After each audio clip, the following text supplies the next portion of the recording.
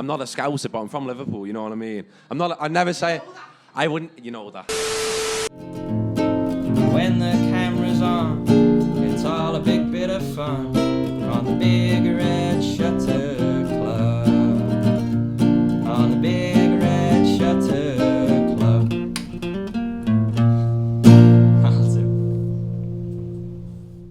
How long have you been running this open mic? I started this around December 2021. So what's that, like a year and a half now, which feels crazy. Is that right? Okay, we've been, this is our 13th year of doing this open mic here down at the Cavern. How long have I been running it? It was a one-time event, actually, that the Palm House wanted to organise for the open weekend, so it was just the first time. I actually balk slightly at the term open mic because it's not an open mic, is it? It's so much more. So when people say you run an open mic, I think of somebody putting a couple of speakers up in the corner of a boozer and it just being slapdash. This is so much more than that, you know. But how long have we been going? We're in our 13th year. What do you think an open mic offers to artists? An opportunity to express themselves musically. Oh, that's a great question. So open mics are somewhat of a middle ground, I think, between playing in your bedroom and playing a gig, aren't they? You know, you get a taste of playing in front of a crowd and making sure that, you know, you can react to last minute sort of issues, maybe. You can gauge what sort of songs people might want to hear, and it really helps you hone that perception of what an audience wants and like an element of audience participation. You know, you can test things out. I mean, plenty of times when myself and I know when myself and Alex have gone to open mics, you think, we're going to try out this new song, let's see how it goes, and if it does go well, then you know you can try it again. Yeah, I suppose that's kind of like the essence of an open mic.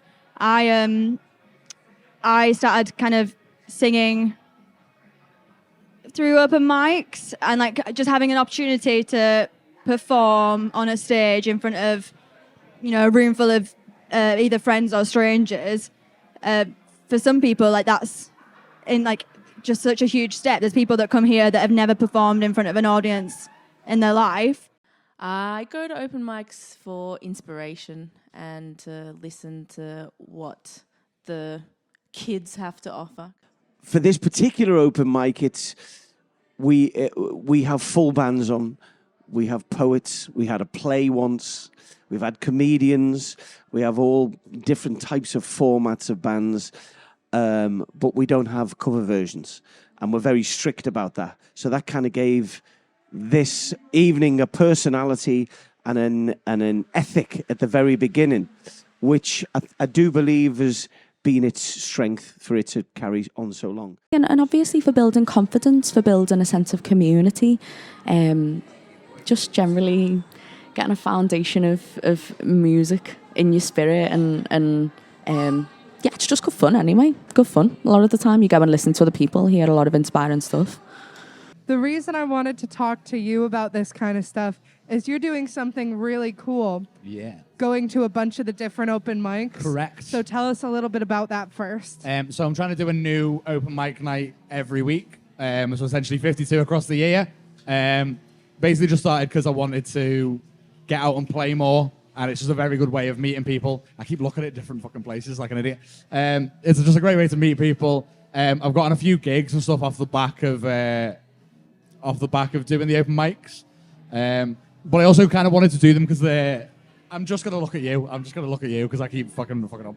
I think they're really important for, especially like younger musicians starting out. A chance to play music out in front of people.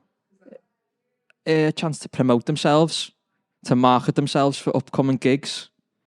I go to open mics because I write songs and I like to play them. I mean, at one stage when we were playing covers in pubs, I was doing it for money, but I'm not doing it for money at this stage. So I just want to play the songs that I've written. I've written over 100 and more songs, and I want to play them out, you know. And then there are also people that come here who perform every weekend or like 5 nights a week. But I think people like that get something else out of open mic, and it's about making those connections with other people in the city, and obviously making connections with the venue. Well, it's a great place to network, mingle with other musicians and just people in general. And it's also great to build confidence in yourself as well. Even though you play, 3 or 4 songs, it's just good to go out there, express yourself. That's why I like going, because a lot of the gigs I do are covers, so open mics are great to just go and really sing your own songs for a night and mingle with other like-minded people. They're playing what they want to play rather than to match up with a certain venue standard or vibe or whatever. Really, I think there's more scope for collaboration out of town. I think in Liverpool, everyone tends to be a singer-songwriter, and so there's less sidemen, if you know what I mean. Whereas I was very fortunate to meet Ronnie when I was playing in Southport, so hence we had a band for a while. I don't know whether that would have happened if I'd just been playing in Liverpool, to be fair. I think an open mic has to have some energy about it. If you just kind of cynically set it up in the corner of a pub to try and sell some ale or get some attention for yourself or whatever, it ain't gonna work. An open mic has to be really inclusive. It has to be friendly and open, and it has to, for the artists to come down and sing their songs, they have to feel as though they're getting something out of it. So it's not about me, and it's not about the cavern here. It's about the artists, What role does the crowd play, the audience play in the events environment? Huge role. Big bread roll. Yeah, it has a major impact, and I think I've noticed it more since we've started working. Well, since we opened the new venue and since I started working down here at the Baltic. The Baltics are kind of got a different vibe. I think maybe because of its location, there's more like passerbys that pop in, maybe more tourists. Whereas up at Hope Street, it's surrounded by unis, and it feels different. Especially at the Belvedere, because the Belvedere is an unplugged open mic. So people need to have courtesy and be like quiet and stuff. And yeah, that's a good point. You've got to, I think if you are in the crowd, I mean, I don't want to make anyone feel on the spot, but you have a sense of responsibility, don't you, to someone when you are sitting and observing. It's like being in a conversation, really. When you're in the audience, you have to, well, you don't have to do anything, but I think it's very encouraging for an artist if you give them something to cling on to, some reaction. And, from the perspective of the artist, thinking of it, if you are up there and you see someone smile, you see someone singing along, you see someone going, yeah, then you feel better about the whole thing. Most of the what was it? Most of the audience are actually the performers, so they know when the shoe's on the other foot. They know how the dance. Yeah, the crowd is the community, and we have a cross-section out there, as you can hear them tonight. We've got tourists, we've got locals, we've got people who've travelled hundreds of miles from around the UK to come and play. We've got curious people, we've got friends, we've got foes, and essentially they are as important as the artist in some ways, because they've recognised, well, here we are, we're doing a Monday night in the Cavern. There's hundreds of other things going on in the city. Why should we go there? And we've all joined together in these 13 years to create something really special. And that's why anybody who walks in those doors is welcomed. And I've always had that deeply inclusive ethos from the start. So the crowd is vital to this. No crowd, no crack. I feel like Hope Street is like a super safe, comfy space that is like totally owned by the students and the people that frequent that place. Whereas down here, it does feel more like a music venue. Yeah, it's a bit more like real world. I think maybe the way the stage is set up, it feels different. The sound system here is like being like designed immaculately. So yeah, there's like a different, but I'm going to get to my point. There's different vibes with the two venues, and therefore there's different audiences, and it does have a really big impact. I think the audience up at Hope Street it feels like a family, feels like people that you know, whereas down here you might see a bunch of strangers, and it totally like, I mean, you can speak to like Tom Wilson, who plays in Tin Can Voodoo. He says that playing at the two places is completely different because, up there you're playing to like people that you've known for like years, and then down here you could be playing to like a whole room full of strangers. So yeah, I think maybe it's a bit more nerve-wracking down here. What do you think makes an open mic successful in specifically Liverpool? Structure. Free drink for every player, which we don't do actually. Yeah, I think consistency. Like knowing kind of how it's going to run week to week puts your mind at ease because you're already a bit nervous about performing. But if you know what to expect, then... Like genuinely a nice pint. I think the actual venue itself plays a big part. Size-wise, obviously, maybe even down to like literally the lighting and stuff. Obviously, some people. I've been to a couple that feel quite like small and dingy. I don't play in, and so I might just be talking rubbish here. But from my point of view, that might feel a little bit claustrophobic, a little bit like you can't belt out like you want. I don't know. I don't know. So yeah, I think it's different running an open mic here in Liverpool or in any big city, I guess, where there's lots of other venues doing the same thing. I think the beauty of it is, especially with Liverpool, there's so many students here, so many musicians that are in uni or coming out of uni that really want to make their mark on the city. That's a hard one. Well, let's say the thing is, with like the Cavern pub, that's very successful because of the Beatles, and people literally come all the way around the world to go there. So definitely say maybe the name and the people behind them. But again, people, what the vibe of the people, I can't explain it. If the vibe's good, then people are more likely to go back. If it's not and it's quite crap, then I would say people aren't going to go back. Great music. Basically, there's certain ones where whoever runs it, they want to see a performance from you. So the Whiskey Jar one, I just sent them a video of me playing Shadow, just to make sure. I think just to make sure that the caliber of acts they're getting in is at a higher level. Yeah. And then I think with that breeds a better audience, or not a better audience, a more attentive audience. But as I say, there's pros and cons for both because, like, I mean, we've had the conversation about the one at Ditto is quite a nice balance because you get the people stood inside who are actively listening, and then when you want to have a chat, when it's nice weather, of course, you'll get a group of people stood outside chatting, still listening to the music because you're like fucking 4 foot away, but you're also getting that social element to it. So it's Ditto do a really, really good balance of those two things, which is nice. Host, definitely. They've got to understand the venue. They've got to understand what me wants from the night, and you've got to work with them. You've got to understand what they require, why they want to put an open mic. Are they doing it to boost their own thing? Are they doing it to create an environment just generally for the community?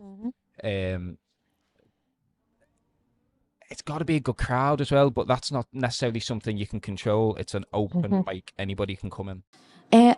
You need kind and good people to be going there, and you want someone, I think, who's hosting it who is probably maybe a musician themselves. I don't think that's necessary, but someone who understands things from a musician's perspective. You know, you want someone who's quite on the ball with the sound, who understands those sort of technological aspects of music and can make sure that you are looked after, and realises the implication of you being right centre stage. obviously understands that it is an open mic and not a sort of mic for me and my mates. Yeah, exactly. Because sometimes you can go, and if there's a group of people that know each other and they're kind of sat together, sometimes you can be quite isolated, especially if you're going alone as well. So I definitely think that's quite daunting, especially in certain places as well, where there's a big crowd and people go every week and stuff. So yeah, I would say that.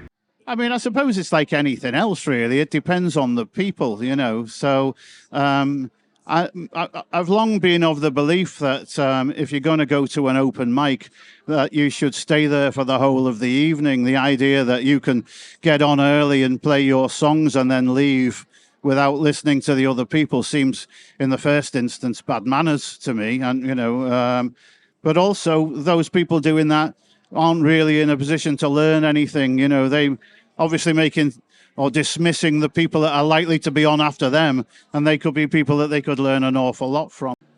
I don't know. You don't really remember the bad experiences. You just move on, don't you? You just go to somewhere else. I don't know. If you can divert from the snobbery of someone sitting at the back and have a little whisper to their friends while someone's up here trying to do their best, that's a good start. Like, that's a really good question, because there's an X factor as well, isn't there, in there, that you just can't put your finger on. What is it that makes an open mic last all of this time? Because it gains its own momentum and it gains its own special bit of magic, which you can't put your finger on.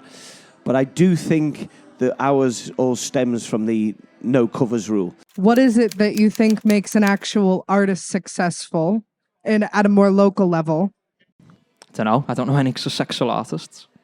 In a local level, I'm not really sure. I think that people can become successful by being popular, and so in some cases the music might even be secondary to the fact that they're a good team player and supportive and a nice person to be around. So, you know, there's more than just music in all of these things. That's a hard question. I would say just if you're kind of making money and making a career out of music, like you don't necessarily have to be famous and have millions of streams on your music, millions of followers. I think just, you know, making money, being happy with what you're doing, writing the music that you want, and always being kind to others and stuff like that. I'd say that's success. I think we've spoken about this before. It's about like being genuine. Because if you're just putting on a front, people see right through it. I don't think success is necessarily just monetary. It's like being able to connect with people through your music. Like being personable, I think. In Liverpool specifically? That's interesting. In Liverpool, I think it depends where you go. I think Liverpool's got a fantastic music scene and a fantastic music history. So you really, as an artist, I think it's picking what sort of scene you think will be best for what you've got to offer. There's plenty of, different styles. So for instance, the Belvedere, if you are like a folk artist, an indie artist, maybe like, country blues, all this sort of like, that kind of music, you might want to go there. Maybe if you play something more upbeat, you'd want to go and do the Jack on a Sunday. Ditto's a great space, and I think that's quite a varied open mic. It just depends on who you are.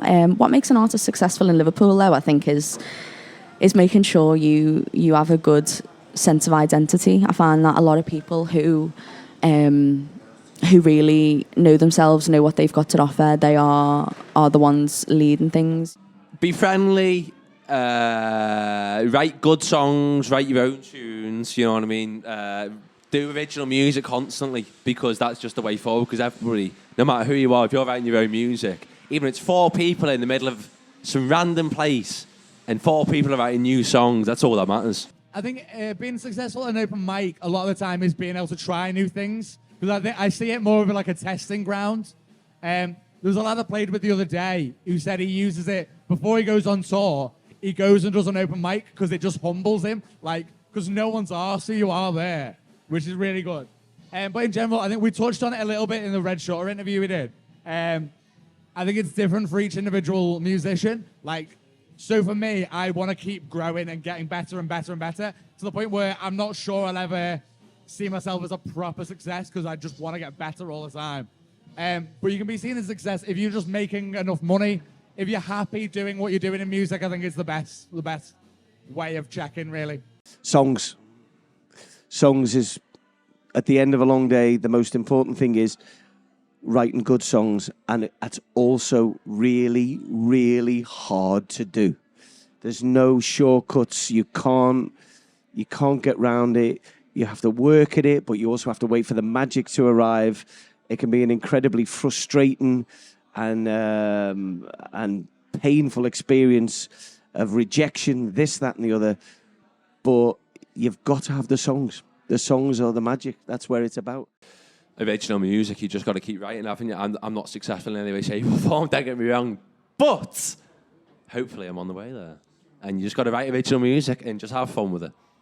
You know, everybody's trying to do it, but only a few people can actually rise above and kind of make a living out of it and do what it is.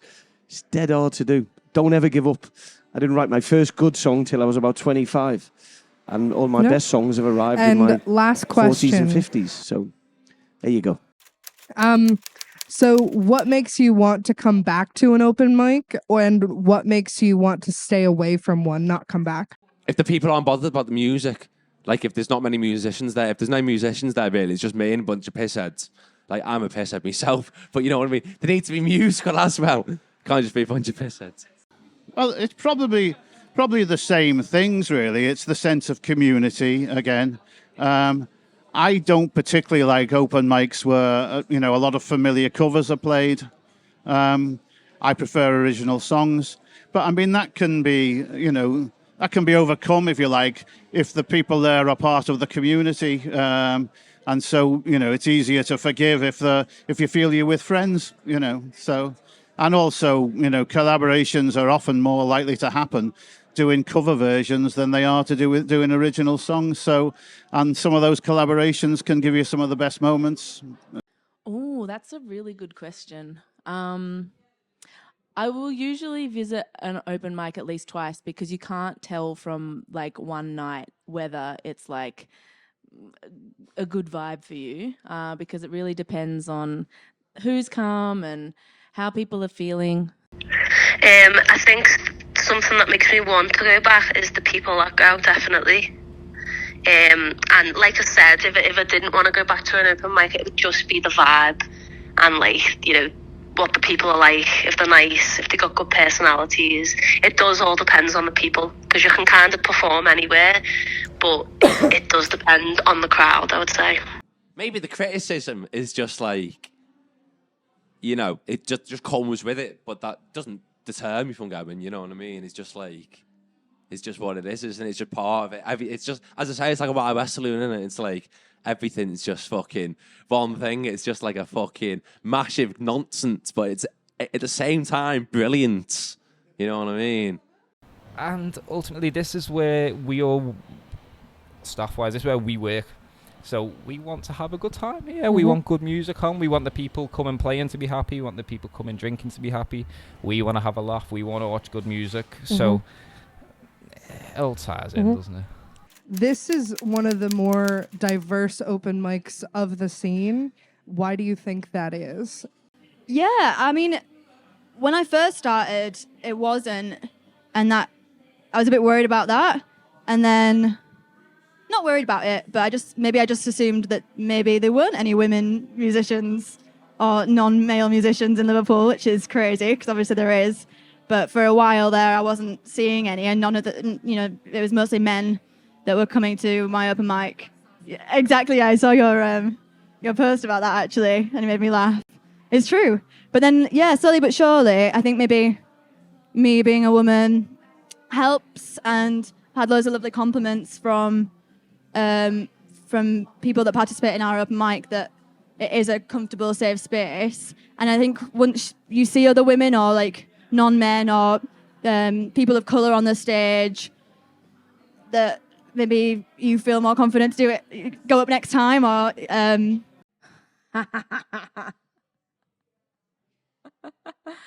Well, it is a very heavily male-dominated music scene. And I guess I have definitely noticed that men support men a lot. Like there's often very vocal congratulations to fellow males, whereas it's not as forthcoming for women, I don't think. Having said that, women support women, so that's great. But yeah.